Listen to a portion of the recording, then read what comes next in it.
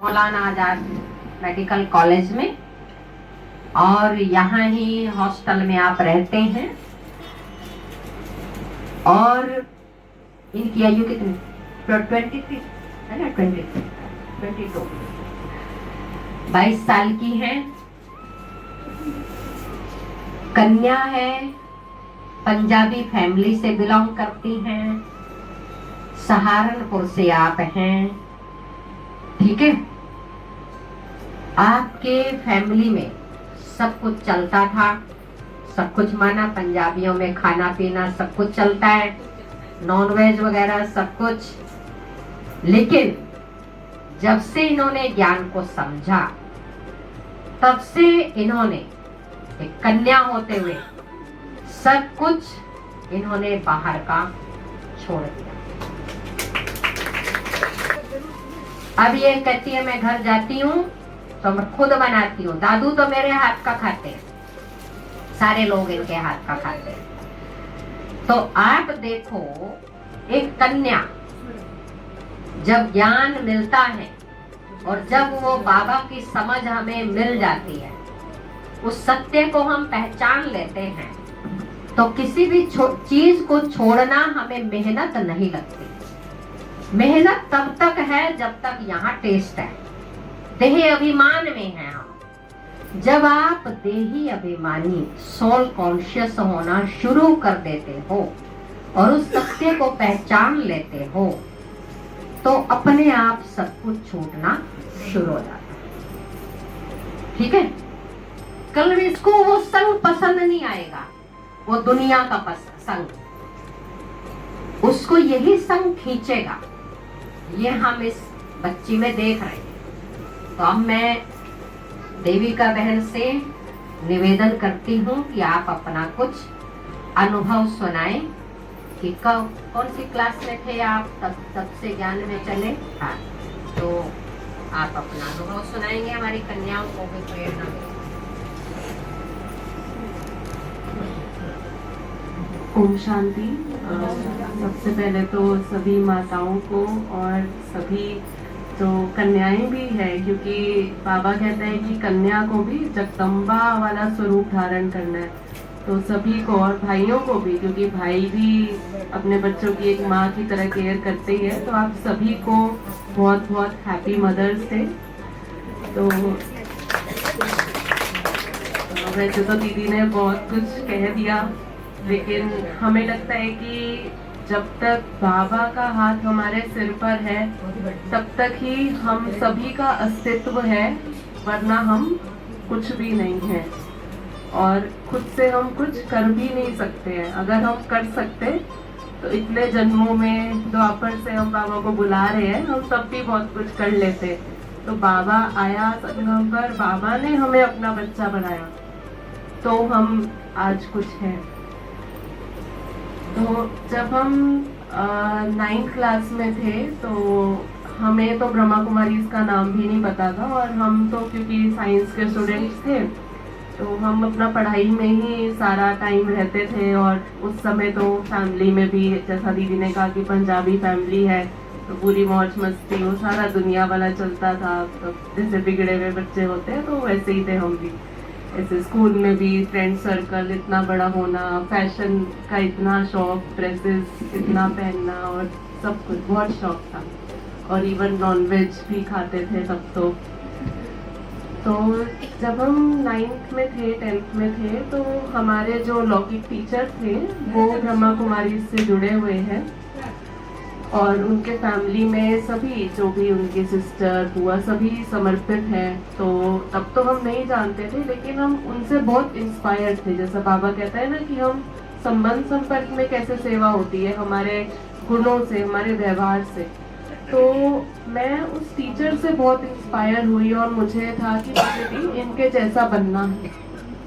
और खासकर जब भाइयों में ऐसी पवित्रता हो, तो जो कन्याएं हैं, बहनें हैं, उनको बहुत एक कंफर्टेबल महसूस होता है। तो बाबा की तरफ बहुत जल्दी खींची चली आती है वो। तो वो जैसे बच्चों के प्रोग्राम होते थे, तो जैसे आज भी बच्चे आए हैं, तो हम भी ऐसे सेंटर 1-2 बार हमें ले गए, सभी बच्चों को ले गए। तो बाबा के बच्चे तो कहीं होते हैं, तो जाते तो सब थे, सबको वो सिखाते भी थे, ज्ञान भी सुनाते थे, लेकिन हम क्योंकि बाबा के ही बच्चे थे, आत्मा तो बाबा की ही थी, तो हमें टच होता था। और बाबा का बनने से पहले ही हमें बहुत बदलाव आना शुरू हो गया, तो हमारा छूटता गया धीरे धीरे अपने आप ही। जैसा हमने खुद से कुछ कभी नहीं किया, ना हमें किसी ने कहा, खुद से ही छूटने लगा, बदलाव आने लगा। फिर हमने कोर्स किया, तो इस तरह से अभी 6 इयर्स कंप्लीट होने वाले हैं। तो जब बाबा के बने तो बाबा जैसे कहते हैं झाटकू की तरह, तो सब अपने आप ही छूटा। इवन वहाँ पर दीदी तो क्योंकि घर से अकेले चलते थे, और 2 साल तो बिल्कुल छुप छुप के चले हैं। हमसे मुरली में जाना, इतनी बाबा की खींच होती थी, सेंटर की खींच होती थी, तो छुप छुप के जाते थे। कभी कोई बहाना, कभी कोई बहाना, कभी कुछ कभी कुछ। और जैसे ही घर में लगता था कि अभी हम अकेले हैं, मम्मी नहीं है, तो उसी टाइम में मुरली खोल लेती थी, सेंटर से मुरली ले आती थी, योग करने लगती थी, तो इतनी खींच होती थी। तो मुझे लगता है कि वो लाइफ भी जो बंधन वाली होती है ना, वो भी बहुत अच्छी होती है, बहुत इंटरेस्टिंग होती है बाबा का बनने के बाद। तो हाँ, और जैसे मुझे ना बाबा को भोग लगाने का बहुत शौक था। तो मुझे क्या होता था कि मैं तो खा रही हूँ, चलो दृष्टि दे के 6 महीना जैसे दीदी ने कहा, लेकिन मुझे लगता था कि बाबा तो नहीं खाएगा ये वाला भोजन, मुझे बाबा को खिलाना है, और एक तो बाबा के साथ ही खाऊंगी।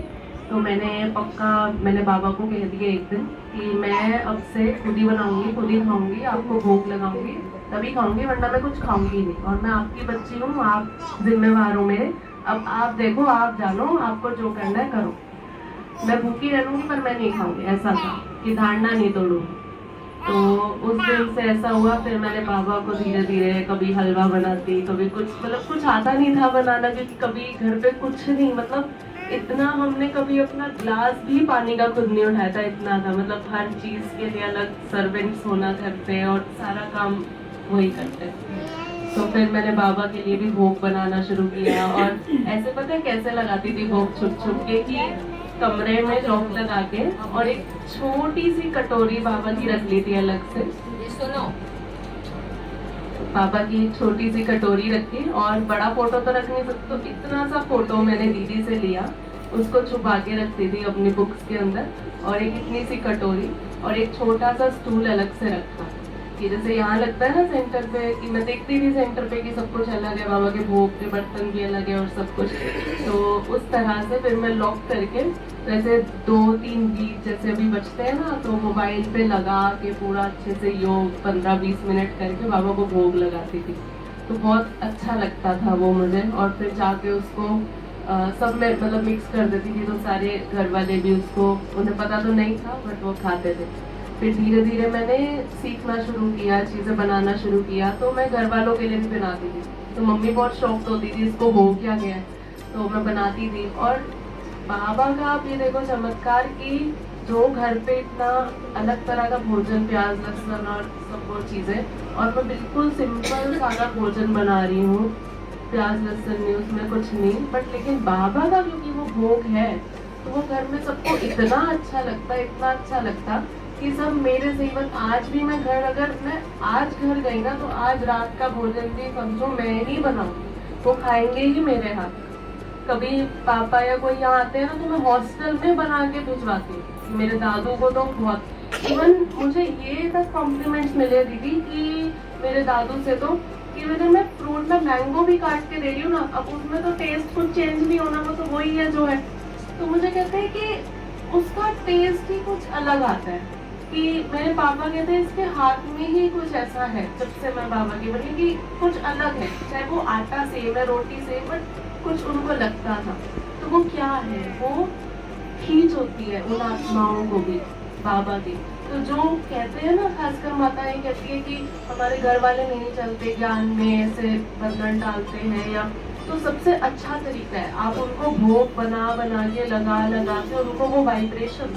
और जब मैं बनाती थी ना, तो मैं कि ये भी बाबा के बच्चे, ये भी बाबा के बच्चे, ये संकल्प करते करते, और उसका आज ये चमत्कार है कि मैंने उन्हें कभी नहीं कहा पेरेंट्स को कि आप सेंटर चलो या मुझे जाने दो, ऐसा कभी नहीं। मैंने सिर्फ बाबा को कहा और उन्हें भोग खिलाया और शुभ भावना रखी और अमृत वेला भी उनको सकाश देती थी दीदी, जैसे बाबा को ही नीचे लाके घर में पूरा चक्कर लगाती थी, छुप छुप की, जो मैंने मम्मी से भी छुप छुप के जाती थी और मेरी मम्मी पापा ने सबने खुद स्वीकार भी किया। और आज वो भी बाबा के घर में आते हैं, ज्ञान में नहीं चलते हैं लेकिन वो आते हैं, सहयोग करते हैं। पापा भी जो इतना ऑपोजिशन, और आज भी वो सब कुछ खाना पीना सब कुछ है, लेकिन बाबा के घर में आते हैं। इवन डर लगता था वाइट ड्रेस पहनते हुए उनके सामने दीदी, लेकिन इतनी हिम्मत बाबा ने दी कि होता है ना कि क्या कहेंगे लोग आसपास के।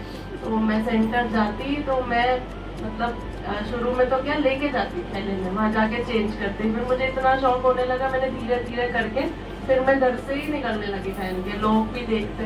बट क्योंकि हमारा व्यवहार सबके प्रति अच्छा था और हम शुभ भावना रखते थे सबके लिए, तो सबने स्वीकार किया। आज रिश्तेदार हैं, मोहल्ले वाले हैं, हम आज भी जाते हैं तो सब बुलाते हैं।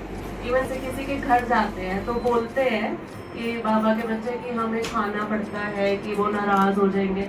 लेकिन मैं कभी किसी रिश्तेदार, मैं हर जगह जाती हूँ, मैं शादियों में भी जाती हूँ, मैं सब पूरा मर्यादा पूर्वक कपड़ा भी पहन के, और घरों में भी जाएंगे किसी के तो सबको पता है आज की ये सिर्फ फ्रूट लेगी, तो आज कोई नहीं कहता। शुरू में सब कहते थे लेकिन सबने एक्सेप्ट किया।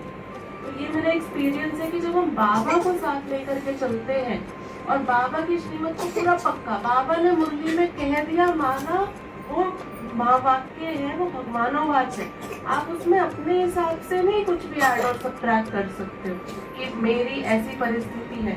बाबा भी जानता है ना कि मेरे बच्चों की है, निमित्त आत्माएं भी जानती है, लेकिन अगर बाबा आपको कह रहा है तो आप शक्तिशाली बन के, बाबा कहते हैं हिम्मत का कदम आप बढ़ाओ, तो बाबा 1000 गुना मदद आपकी करेगा। वो भगवान है, आप उसके बच्चे हो, तो कभी भी कॉम्प्रोमाइज धारणाओं के साथ मत करो। आज अगर मैं यहाँ तक पहुँच सकी हूँ दिल्ली आ करके, जो आप समझ सकते हैं एक मेडिकल कॉलेज का क्या हाल होगा, वहाँ हॉस्टल में रहना, शेयरिंग रूम्स में रहना, वहाँ वो बच्चे कैसे होंगे, वहाँ बाबा के बच्चे तो है नहीं, सारे लॉकेट, और उसमें भी कौन कॉलेज स्टूडेंट्स, तो वो क्या क्या करते होंगे।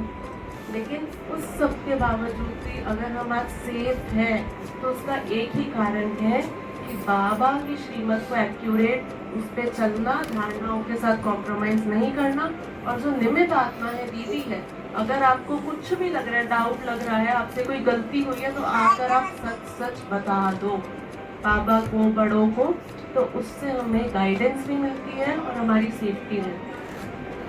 और घर वालों को हमेशा शुभ भावना, और माताएं तो खास, भोजन बनाओ वो ही सेवा है। बाबा कहता है उसमें इतनी बाबा की याद डालो, इतनी याद डालो, इतनी शुभ भावना, वो सब आएंगे आप देखो घर वाले आपके साथ।